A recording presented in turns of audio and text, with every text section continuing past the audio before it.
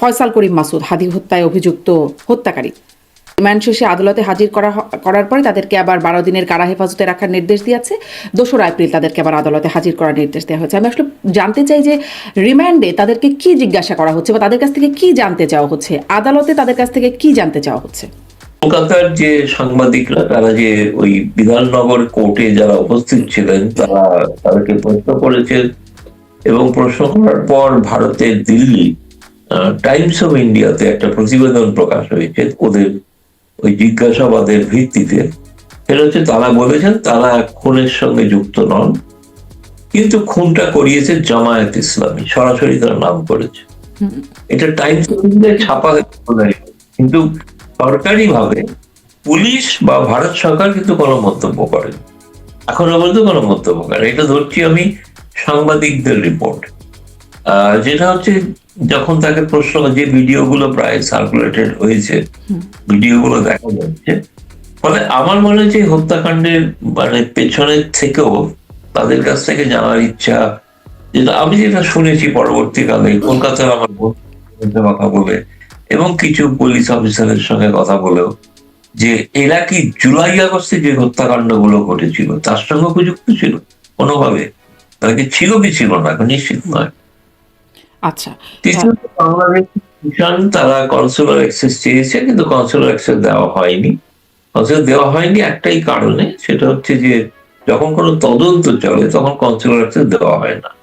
তদন্ত শেষ হলে তারপরে কনসুলার অ্যাক্সেস দেওয়া। কনসুলার অ্যাক্সেস দেওয়ার অর্থ কি? অর্থ হচ্ছে বাংলাদেশের হাই কমিশনের প্রতিনিধিরা এসে তাদের পরিচয় জানতে চাইবে, যে তারা বাংলাদেশি নাগরিক কিনা, তাদের কোথায় বাড়ি, কোথায় ছিলেন, ইত্যাদি ইত্যাদি। তারপরে পরবর্তীকালে তারা হত্যাকাণ্ডের সঙ্গে যুক্ত কি যুক্ত না সেটা তো কিন্তু কেন কনসুলার অ্যাক্সেস দেওয়া হলো না কেন?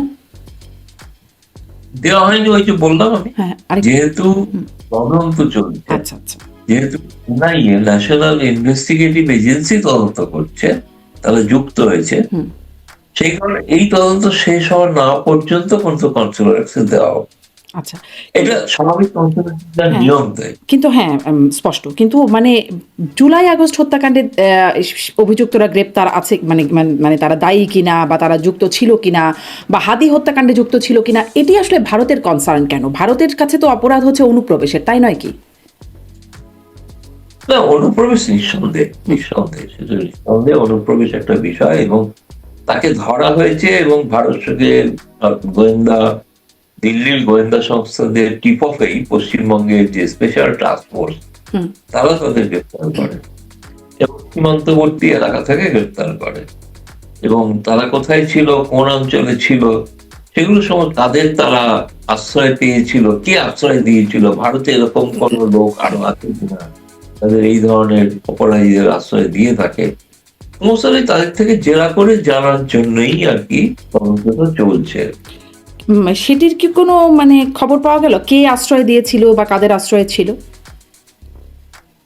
না, সেটা এখনো, সেটাই অদ্ভুত বিষয়, এটা সঠিক প্রশ্ন, এবং আমার মনে হয় সেটা জানা দরকার যে তাদেরকে কে আশ্রয় দিয়েছে, কে তাদের পার করিয়ে দিয়েছিল সেটা জানা গেছে, তাকেও গ্রেপ্তার করা হয়েছে, কিন্তু তারা কার আশ্রয় ছিল, এবং পশ্চিমবঙ্গ সরকারের যে প্রথম যে বিজ্ঞপ্তিটা, প্রেস বিজ্ঞপ্তিটা, তাতে বলা হয়েছিল যে অনেকটাই এরা কিন্তু অনেকদিন আগেই ভারতে ঢুকেছে, এরকম নয় সেদিনই ঢুকেছিল, অনেকদিন আগেও ঢুকেছিল, এবং ঘটনা তারা বনগাঁ সীমান্তে এই কারণেই তারা এসেছিল যাতে সেখান থেকে তারা আবার বাংলাদেশে ঢুকে যেতে পারে, সেই অবস্থায় তাদের গ্রেপ্তার করা। এখন আমি সত্যি কথা বলছি, ওইটা আমি জানি না এখনো বলতে, এটা সঠিক প্রশ্ন, জানা উচিত যে কে বা কারা তাকে আশ্রয় দিয়েছিল ওই বনগাঁ সীমান্ত অঞ্চলে।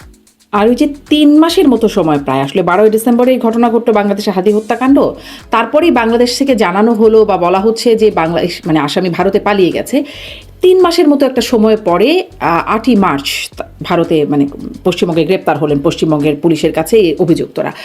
আসলে কি ব্যাপারটা এরকম যে 3 মাস ধরে তাকে তার সন্ধান পাওয়া যায় নাই বা খুঁজে পাওয়া যায় নাই দেখে তাকে গ্রেপ্তার করা হয় নাই এরকম, নাকি আসলে অন্তর্বর্তী সরকার ছিল, তাদের তাদের এক রকমের দাবি বা তাদের আহ্বান, আসামিদেরকে ফেরত দেওয়া বা গ্রেপ্তার করার, তাদের দাবিকে জাস্ট অবহেলা করবার জন্য, বা নতুন সরকার আসছে, নতুন সরকারের সাথে সাথে যেমন বিভিন্ন বিষয় সহজ হয়েছে ভিসা থেকে শুরু করে, সেরকম একটা, এটারও একটা সেরকমই বার্তা। আসলে বিষয়টা কি? না, এটা ঘটনা একটা সময় পশ্চিমবঙ্গে বা কলকাতার পুলিশকে বলা হতো স্কটল্যান্ডের ইয়ার্ডের সঙ্গে তুলনা করা হতো। ফলে তারা চাইলে যে কোনো অপরাধীকে ধরতে পারে। এবং ইউনূস সরকারের সময়কার সময় ইউনূস সরকার যেগুলো বলতে চেয়েছিল বা যা জানিয়েছিল, সেই সময় ইউনূস সরকার তার স্বাভাবিক একটা কৃতিত্ব পেতেন। সেটা একটা খুব স্বাভাবিক। এবং তারেক রহমান সরকার আসার পর সেই সরকারের সঙ্গে একটা সুসম্পর্ক তৈরি করা, দুদেশের নিরাপত্তা রক্ষীদের মধ্যে একটা সমঝোতা হওয়া এবং তাদের যে বোঝাপড়াটা যেটা আগে যেটা ছিল সেটা যাতে পুনরুজ্জীবিত হয়, সেই কারণে এবং ভারত সরকার তো সেক্ষেত্রে কোনো দ্বিধা করেনি এটা বলতে যে স্বাধীনতার কারণেই তাকে অভিযুক্ত হিসেবে ধরায়। তিনি অপরাধী কিনা এটা এখনো বলা হয়নি, সেটা আদালতের প্রমাণ।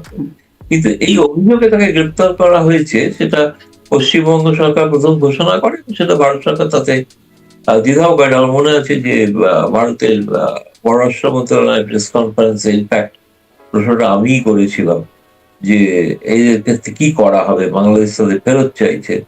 তখন রণদীপ জয়সওয়াল মুখপাত্র তিনি জবাব দিয়েছিলেন যে, যেটা আমাদের পররাষ্ট্র মন্ত্রণালয়ের ওয়েবসাইটেও রয়েছে আর কি, আমার নাম করেই লেখা আছে উত্তর, বলা আছে না এটা যেহেতু তদন্ত চলছে সেজন্য এখন এটা এই বিষয়ে বাড়তি কিছু আর বলা যাবে না।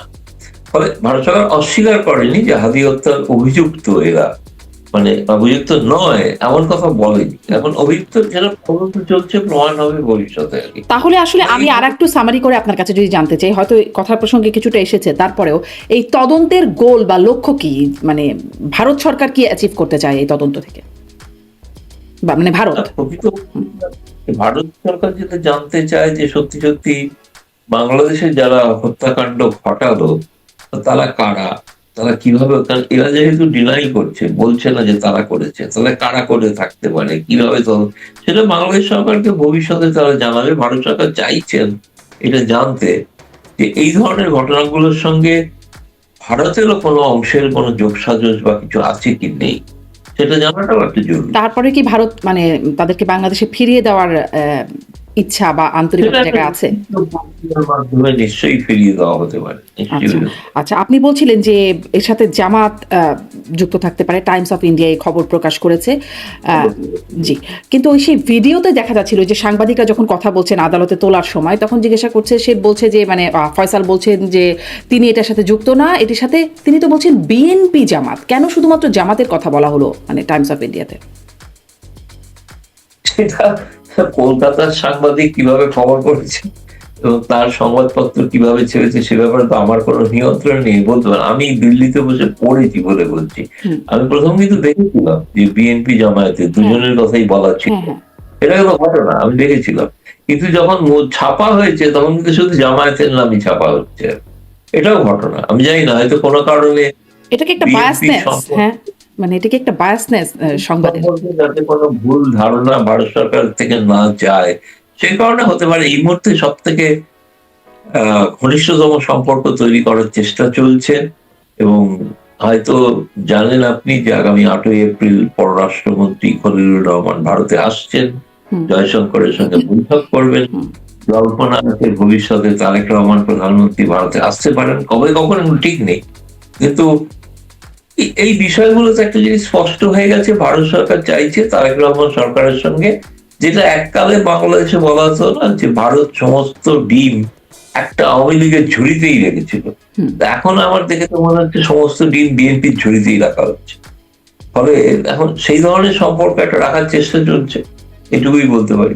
কিন্তু সমস্ত ডিম এক ঝুড়িতে রাখার এই বিষয়টাকেই ভারত মানে এটার কি একটা ভালো কৌশল বলে মনে করছে? মানে আওয়ামী লীগের ঝুলিতে রাখার পরে খুব ভালো কৌশল হয় নাই বলেই তো মনে হলো।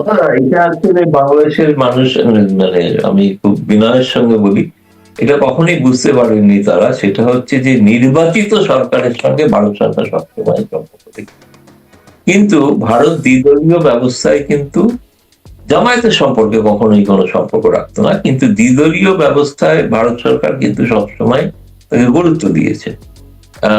সর্বশেষ আপনি যদি দেখেন ডক্টর মনমোহন সিং এর যে সফর ভারতের প্রধানমন্ত্রী, সেখানে খালেদা জিয়ার সাথে দেখা করেছেন, নরেন্দ্র মোদী গেছেন, তিনি খালেদা জিয়ার সঙ্গে দেখা করেছেন। হুম। এখন তারপরে সুষমা স্বরাজ নির্বাচনে যখন বিজেপি জয়ী হয় তখনও তারা গিয়েছিলেন, তখনও খালেদা জিয়া হোটেলে এসে দেখা করে, আমি সেই সফরে ছিলাম, দেখেছি খালেদা জিয়া প্রতিনিধি মন্ডল চলে।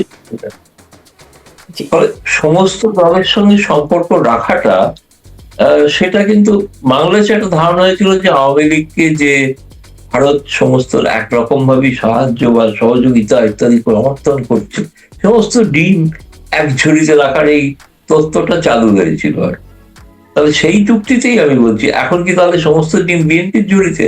আদৌ থেকে তা কিন্তু নয়, সত্যটা সেটা নয়। কারণ আওয়ামী লীগকে ভারত কিন্তু ভোলেনি, এটা কিন্তু ভেবে রাখা দরকার। তা তো বটে, এই আওয়ামী লীগ ভারতেই, আওয়ামী লীগের শীর্ষ নেতা তারা ভারতেই আশ্রিত অবস্থায় আছেন। কিন্তু আপনি বলছেন নির্বাচিত সরকারের সাথে ভারত আসলে যোগাযোগটা রাখে, সম্পর্কটা রাখে।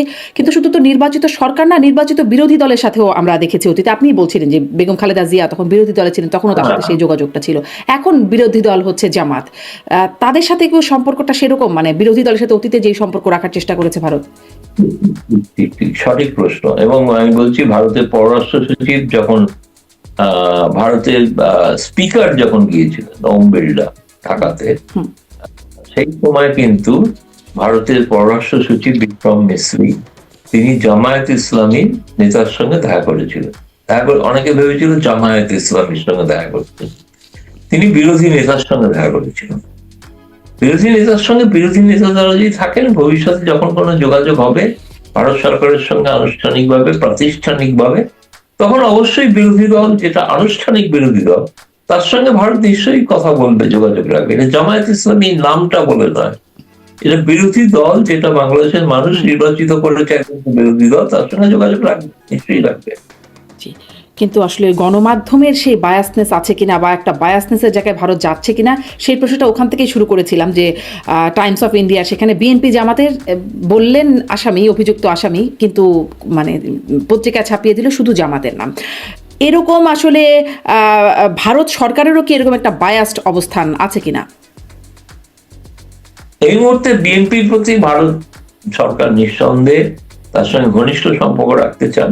আমি দেখেছেন হয়তো যে শেষ সময় প্রধানমন্ত্রী নরেন্দ্র মোদীর যে বার্তা, সেই বার্তাতে সম্পর্ককে পুনরুজ্জীবিত করার একটা আকাঙ্ক্ষার কথা বলা আছে। তারেক রহমান যে প্রতিদানে যে 26শে 3 তারিখে যে নিজে উত্তর দিয়েছিলেন নরেন্দ্র মোদীর প্রতি কৃতজ্ঞতা জানিয়ে, যে আনফর্চুনেটলি মানুষের কাগজে গণমাধ্যমে করে চাপা, এই চিঠিটা রয়েছে আমাদের কাছে।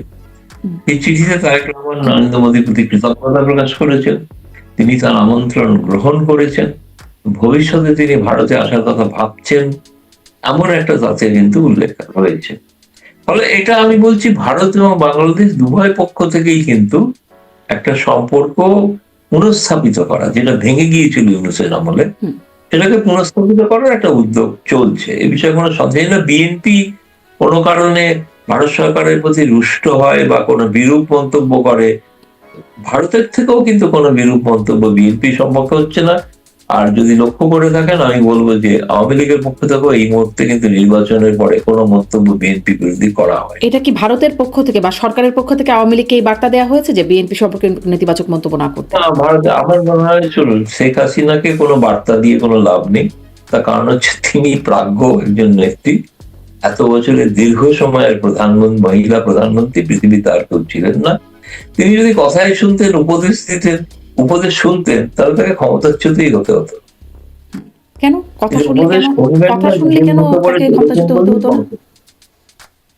তিনি আমেরিকার কথা যদি মেনে নিতেন সবটা, আজকে যেরকম সমস্ত চুক্তি ফুক্তি ইত্যাদি সমস্ত মেনে নেওয়া হচ্ছে, তিনি যদি মেনে নিতেন, তখন আমার মনে হয় শেখ হাসিনা সেই জায়গাটা একটা স্ট্যান্ড নিয়েছিল যে বাংলাদেশের স্বার্থ বিকৃত হোক বলে, বাংলাদেশের স্বার্থ তিনি নাকি বিকিয়ে দিয়েছেন ভারতের কাছে, এটা প্রচার ছিল। আর আমি তো জানি না কি কোন একটা উদাহরণ দিলে হয়তো বোঝা যাবে, মানে বোঝা যেত।